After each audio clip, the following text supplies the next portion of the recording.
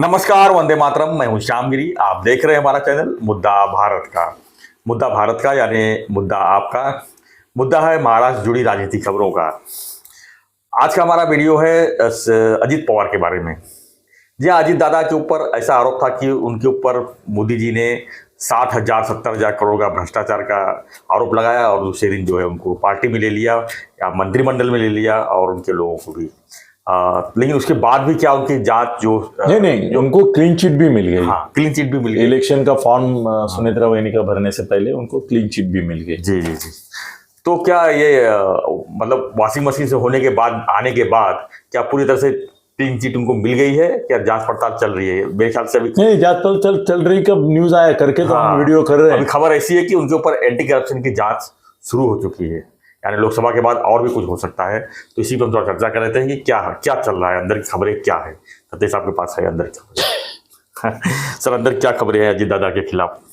Sir कैसे है ना कि अमित शाह और मोदी इन्होंने एक गेम किया। उन्होंने 70,000 करोड़ का आरोप अजीत दादा पर जब लगाया, उसकी थोड़ी सी बैकग्राउंड ऐसी है कि अजीत दादा ऐसा डबल गेम कर रहे थे।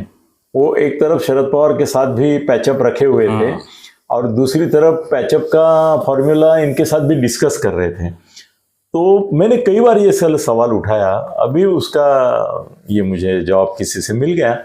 मैंने बार बार बोला, अगर कल तुमको इसको बर्बाद करना है, आरोप करना है 70,000 करोड़ का, वो भी तो आज आप उसके खिलाफ बोलते हैं और कल उसको सीएम डिप्टी सीएम करते हैं, तो ये विसंगति क्यों?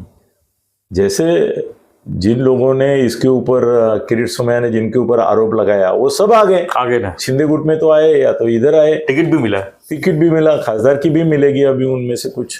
तो ये क्या तरीका है कि किरीट सोमैया उनकी बैंड बजाता है और उसी बैंड बाजे के साथ वारात लेके आप उनको यहाँ लेके आते हैं जी। तो मोदी जी के बारे में भी मेरे मन में ये सवाल था कि ये क्या बात है, आप फिर 70,000 करोड़ का आरोप नहीं करना चाहिए था। तो मुझे अभी जो जानकारी मिली है उससे ऐसा प्रतीत होता है कि अजीत दादा भी डबल गेम में थोड़ा सा, जिस तरह से इनको लाना था वैसा नहीं आ रहे थे, थोड़ा हिचकिचा रहे थे। तो मोदी जी ने ये सोचा कि इसके ऊपर ऐसा घाव कर देते कि दुम दबा के भागते आए। वो घाव था और वो जानबूझ कर किया था कि भाई देखो, ये तुम्हारा 70,000 करोड़ का मामला तुमको भारी पड़ेगा, जेल जाना पड़ेगा, तो चुपचाप आ जाओ। सर रविंद्र वायकर ने बोला कि मैं अगर शिंदे गुट में नहीं जाता था तो मुझे जेल ही जाना पड़ता था और मुझे जेल जाना नहीं था, और मुझे जेल जाना नहीं था करके मैं गया। वो भी पागल है, ये इलेक्शन के पहले 4 दिन बोला हो कंपेनिंग में। क्या बोलेंगे, इसका भी अकल कितना होगा ये वायकर का? हाँ भाई चुतिया, कम से कम बोल तो मत कि मेरे को ऐसा ऑप्शन था कि जेल जाओ या जाओ। लोग बोलेंगे साला तू तो जेल जाने लायक ही था। तो कितना फर्क पड़ेगा ये अभी 4 तारीख को मालूम पड़ेगा। देखो ना कीर्तिकर और इसकी फाइट में फर्क कितने वोट का आता है। नहीं सर, कितना निसटते नहीं, वो जाने की भी संभावना है, मगर आएगा तो भी खाली शिंदे साहब की पुण्य ही पैसा और मोदी जी की पुण्य से आएगा। नहीं तो उसने तो अपने पैर पे कुल्हाड़ी मार ली, गांड पे लात मार ली, ऐसा ही किया था। तो सर कैसे है ना कि उसने जैसे बोला कि मैं 2 ही रास्ते थे, तो अजीत दादा को क्या लग रहा था कि मैं यहाँ भी गुडविल रखूं और वहां भी रखूं, यहाँ भी उप मुख्यमंत्री बना रहूं और उनको भी चुतिया बनाता रहूं। वो क्या मूर्ख है क्या? उन्होंने सोचा कि इसको अभी जाहिर तौर से लात मारेंगे तो ही आएगा, तो उन्होंने 70,000 करोड़ का मामला बोल दिया, तो ये भी दुम दबा के भागा। घोड़े का गधा हो गया और आया उधर हाँ करते फिर बोले ठीक है चल, अभी गधे के पीठ पे बोझ लग देते हैं, तेरे गधे को घोड़ा बनाते, उप मुख्यमंत्री बना दिया। लज्जा नाम की चीज तो है नहीं राजकारण में कोई। फिर वो 2,990 वीडियो वाला रेवन्ना है, वो 31 तारीख को सरेंडर कर रहा है और लोकसभा का उम्मीदवार था ही ना वो। हाँ, तो जीत के भी आएगा और बीजेपी के अलायंस में था जेडीयू में जी, ये देवेगौड़ा का। तो सर लज्जा नाम का प्रकार नहीं है। तो मोदी जी ने देखा फिर ऐसा फटका मारा कि वो भागता हुआ आ गया। तो सर यहाँ पे क्या है ना, अजीत दादा की फडणवीस से बनती नहीं है। तो अभी क्या होगा ना, दिल्ली से उसको क्लीन चिट मिल गया, ईडी का मिल गया, वैनी को मिल गया, उसको मिल गया। फिर ये भुजबल वगैरह जो मच करने लगे ना कि 80-90 सीटें हमको चाहिए, ये चाहिए, वो चाहिए, और अजीत दादा भी ये पूरे इलेक्शन में न्यूट्रल रहे, सब अपनी बीबी के पीछे जुरू को गुलाम बन के मतलब बारामती के रह गए। हाँ, मतलब एकदम गणेश नाइक जैसा न्यू बॉम्बे के बाहर नहीं कुछ, वैसे वो बारामती के बाहर कुछ नहीं किए।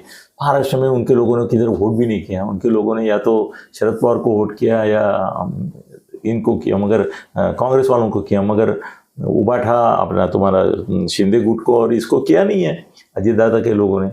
तो वो भी फायदा नहीं किधर, उनके कार्यकर्ता किधर एक्टिव भी नहीं दिखे, नजर ही नहीं आए, नेता भी नहीं नजर कहाँ है। नहीं ना, मनसे वाले थोड़े दिखे कम से कम पैसे के लिए काम करते हुए, मगर ये तो कहीं भी नहीं दिखे। तो सर कैसे है ना कि ये अब लड़ाई मोदी जी और अमित शाह को बिना पूछे नहीं होगी। अभी ये लड़ाई फडणवीस और अजीत दादा के बीच की शुरू होगी। फडणवीस को जो तकलीफ वो दे रहे हैं, दादागिरी कर रहे हैं, 80-90 सीटों की बात कर रहे हैं, बीजेपी वाले आश्वस्त हैं और फडणवीस भी आश्वस्त हैं। और दादा क्या कहना है, एक से पीछे एक फाइल ही क्लियर कर रहे हैं जो कल स्कैम बनेंगे। अपनी फाइल क्लियर कर रहे हैं? हाँ, अपनी फाइल मतलब उनके हित संबंध, जहाँ पे इंटरेस्ट उनका जहाँ है, उनको जहाँ से कुछ मलिदा मिल रहा है, दारा पानी मिल रहा है। अभी तो उनका नाम इसमें भी आया, पोर्से वाले मैटर में, जो पुणे एक्सीडेंट हुआ, उन्होंने फोन करके जो है काफी चटालोटा करने की कोशिश की। सर वो अब बोल रहे हैं कि वो टिंगरिया है ना, टिंगरिया आमदार, उसका बेटा गाड़ी में था। हाँ और ये टिंगरे ही वहां जाके बैठा था और अजीत पवार ने फोन किया था बैकग्राउंड में। नहीं, मगर टिंगरे का और अजीत दादा के ये फोन का संबंध नहीं है, पहले से फडणवीस राह देख रहे थे इलेक्शन होने की जी, लोकसभा का, क्योंकि इनको सब हटाना है सर। अभी ये बोझ बन गया है ना, इनको अजीत दादा को दूर फेंकना ही है इनको। और वो अभी दूसरा गेम तो हमने एक्सपोज किया ही है कि वो अभी चाहते हैं कि अजीत दादा की जगह भुजबल ले ले। हाँ। अजीत दादा की जगह अगले मुख्यमंत्री उप मुख्यमंत्री भी हमने बोला कल कि भुजबल हो सकते हैं और वो बीजेपी में जाएंगे, बहुत सारे लोगों को लेके जाएंगे, वो अजीत दादा को अकेले छोड़ देंगे। और अजीत दादा जिस तरह से कारोबार कर रहे हैं उसमें सर फडणवीस का आरोप है ऑफ द रिकॉर्ड कि वो भ्रष्टाचारी फाइलें बहुत क्लियर कर रहे हैं, पैसा बहुत खा रहे हैं और इनको बिल्कुल मान नहीं रहे बीजेपी और इसको। और फडणवीस को तो वो फाइनेंस मिनिस्टर में तो है ही वो फडणवीस को भी फाटे पे मार रहे हैं। अभी फडणवीस की बीजेपी के लोगों की काम नहीं कर रहे, अपने लोगों के और शरद पवार के लोगों के काम कर रहे हैं, उबाठा के काम कर रहे हैं। ऐसा चल रहा है। उनके पास सर बीजेपी वाले अजीत दादा के पास जाते नहीं है, वो शिंदे साहब के पास आते हैं। उनके डिपार्टमेंट के लिए भी शिंदे साहब को बोलते हैं, फिर शिंदे साहब कभी बोलते हैं उनको, नहीं तो शिंदे साहब ने एक आदमी को तो बोल दिया मैं अजीत दादा को नहीं फोन करूंगा। वो फोन करने के बाद काम नहीं करते, उल्टा उनको मालूम होता है कि ये मेरा काम है तो रोड़ा लगाते हैं। ये फडणवीस का भी हो रहा है। बहुत अंदर की बात बता रहा हूँ मैं सर।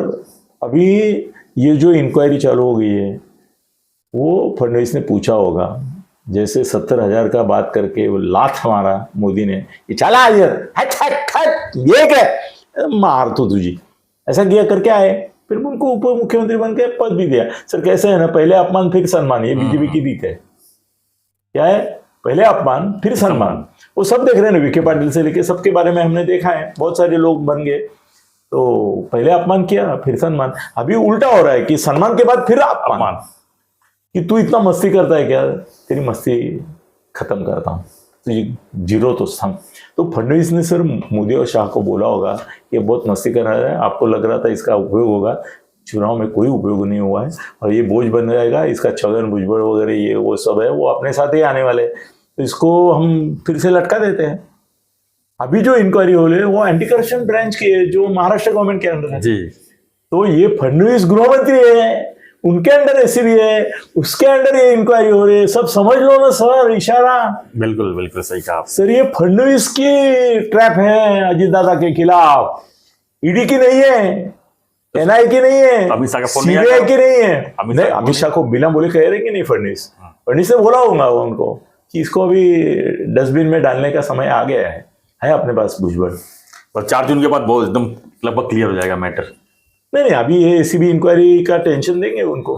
सर क्या होता है ना कि मिडिल क्लास आदमी का देखो, उसको ना पुलिस स्टेशन से सादा फोन भी आ जाता है ना कि साहेबांनी बोलवलंय, उसकी फट जाती है।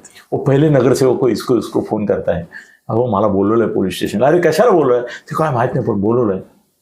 कधी कधी विटनेसला बोलवलेलं असतं त्याला, अरे तुमच्या 2 शेजाऱ्यांचं भांडण झालं, तुमने देखा क्या कुछ, ये पूछने के लिए. मतलब इसकी फट जाती है. मिडिल क्लास वाले की पुलिस का नाम लेके तो इतनी फटती है, वाह वाह वाह. पुलिस को बताते नहीं, बड़े पॉलिटिशियन लाए. हाँ नहीं बोलते आ जाओ, और आने के बाद पुलिस स्टेशन का तरीका जरूर बैठो बैठो.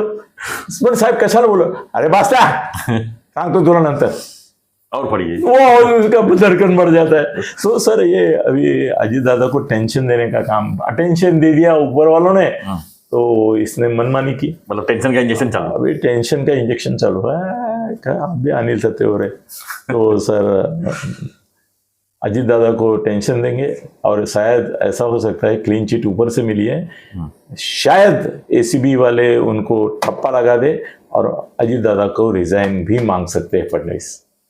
बहुत कुछ हो सकता है. बहुत कुछ हो सकता है. उप मुख्यमंत्री बना के बाद में तो भुजबल को ही लाना है बीजेपी में, और भुजबल भी अजीत दादा को तोड़ने का काम कर रहे हैं. उनकी सुपर ही है ना, वो बजाएंगे. लेकिन भुजबल अगर बीजेपी में आते हैं तो बीजेपी के लोग भी अस्वस्थ हो जाएंगे, क्योंकि भुजबल का अलग ही. सर अभी बीजेपी वालों ने अस्वस्थ होना छोड़ दिया. हाँ, क्या है ना, वो राजकीय बलात्कार करने के आदी हो गए, बलात्कार होने के. लेकिन ठीक नहीं है सर. ये अपने नेताओं को बड़ा होना चाहिए, इंपोर्ट किए हुए नेताओं को बड़ा नहीं करना चाहिए. इस बीजेपी को थोड़ा सा भारी पड़ सकता है. सर देश में ऐसी कोई पार्टी नहीं है बीजेपी को छोड़ के, जी अभी बीजेपी भी नहीं है कि जिसमें ओरिजिनल कांग्रेस के लोग टूट के पार्टियां नहीं बनी. ये देश की सभी पार्टियां सर, कुछ है ना 200-500, वो सब कांग्रेस में ही थे पहले, तो कांग्रेस से टूट टूट टूट टूट टूट करके आए ना ये. तो ये भी टूटेंगे, उसमें क्या इतना बुरा मानने की जरूरत नहीं. और बीजेपी वाले हैं ना, वो क्या बोलेंगे, अति सज्जन है. विनोबा जी ने एक बार कहा था कि दुर्जन जो है उनकी चलती है क्योंकि सज्जन मौन रखते हैं. सर बीजेपी वाले ना सज्जन है, सज्जन तो है मोस्टली. मतलब ये आए हुए आयात किए हुए इंपोर्टेड माल छोड़ो, जो पहले से वो चाइनीज माल जो आता है इनके पक्ष में, वो छोड़ो. हाँ, मगर ओरिजिनल बीजेपी वाला जो है ना, उसकी व्याख्या मैं ये करता हूँ कि वो चरित्र और चारित्र के बारे में सज्जन है. सज्जन है सर. वो बहुत ये करते हैं, संभालते हैं कुछ.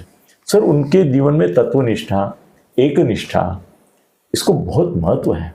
और वो संघ परिवार को अपना सूर्य मानते हैं. ये सूर्य फूल है सब बीजेपी वाले. वो सूर्य जहां होगा वहां पे वो रहते हैं. सर मोदी जी बड़े बने, वो बीजेपी की वजह से बने.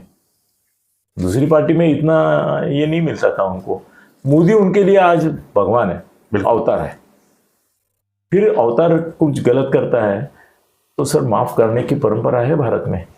श्री कृष्ण पूरा महाभारत का युद्ध टाल सकता था, फिर उसने टाला नहीं. कौरव पांडवों को लड़ने दिया, मरने दिया, और सब नष्ट हो गए. यादवों का युद्ध हुआ, उसने टाला नहीं. द्रौपदी का वस्त्र हरण हुआ तो उसने वस्त्र भेजा, सुदर्शन चक्र नहीं भेजा. और फिर भी कृष्ण अवतार है तो उसको ये सब गुने माफ है. राम ने शंभु को मारा, तपश्चर्या कर रहा था, वो दलित वर्णीय शूद्र वर्णीय था करके, तो उसको मारा, तो भी अवतार होने के कारण उसको माफ कर दिया. सर वाली और सुग्रीव के इस संघर्ष में उन्होंने गलत, जिसने वाइफ को भगाया था उसकी साइड लेके दूसरे को मारा, ये भी गलत था, मगर माफ कर दिया. सर अवतार को सब माफ है. वैसे मोदी जी को बीजेपी वाले सब माफ करते हैं, हम भी करते तो उनकी क्या है, वो तो उनके भक्त हैं. हम भक्त नहीं है, हम चाहने वाले हैं, प्यार करने वाले हैं. बिल्कुल. चलो सर, थैंक यू सर, आपने बहुत बड़ी जानकारी दी. तो अजीत दादा के बारे में आपकी क्या प्रतिक्रिया है, हमें कमेंट बॉक्स में लिखिए. और ऐसी रोचक खबरों के लिए, ऐसी रोचक अंदर की बातों के जानने के लिए बने रहिए हमारे साथ, देखते रहिए हमारा चैनल मुद्दा भारत का. अरे अनिल गगन विधि सत्य, उसको भी करो, सब्सक्राइब कीजिए इनके चैनल को, सब्सक्राइब करो, लाइक कीजिए, शेयर कीजिए, बने रहिए, देखते रहिए हमारा चैनल मुद्दा भारत का. धन्यवाद. जय हिंद, जय महाराष्ट्र, जय श्री राम.